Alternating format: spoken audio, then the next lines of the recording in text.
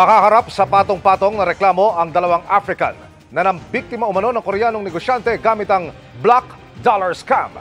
Nakatutok si John Consulta.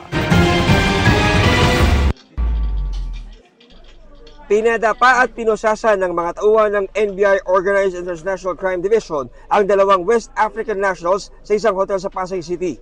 Huli sa akto ang mga dayuhan na tinatanggap ang mark money na dala ng NBI undercover. Naka-recover din ang mga operatiba ng mga paraphernalia na ginagamit sa Black Dollar Scam.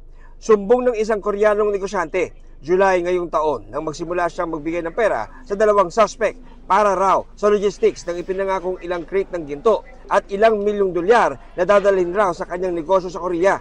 Nang umabot na sa 10 milyong piso ang kanyang nabibigay, doon na niya napagtanto na na-scam na pala siya.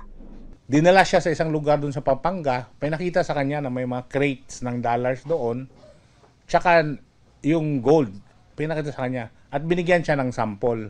Ang pakilala sa kanya ng grupo ay apo, yung isa, apo daw siya ni Kofi Annan, yung dating UN Secretary. Sinasabi niya na mayroon siyang $100 million at saka parang 100 kilos of gold na willing i-invest. Sinasabihan na siya na kailangan mo mag-provide ng pera para sa logistics para madala sa Korea itong dollars saka gold. Napag-alaman pa ng NBI na lahat ng mga dokumentong ibinigay sa complainant ay peke. May record na rin ang mga naarestong dayuhan.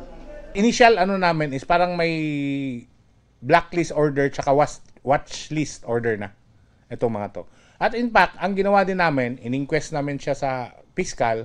At the same time, sinabit din namin sila for inquest sa Bureau of Immigration for undesirability. Kasi, yun nga, pag available kasi itong mga kaso nila pag hindi natin to in-inquest sa immigration, magbe-bail lang to, manluloko ulit to dito pa sa atin.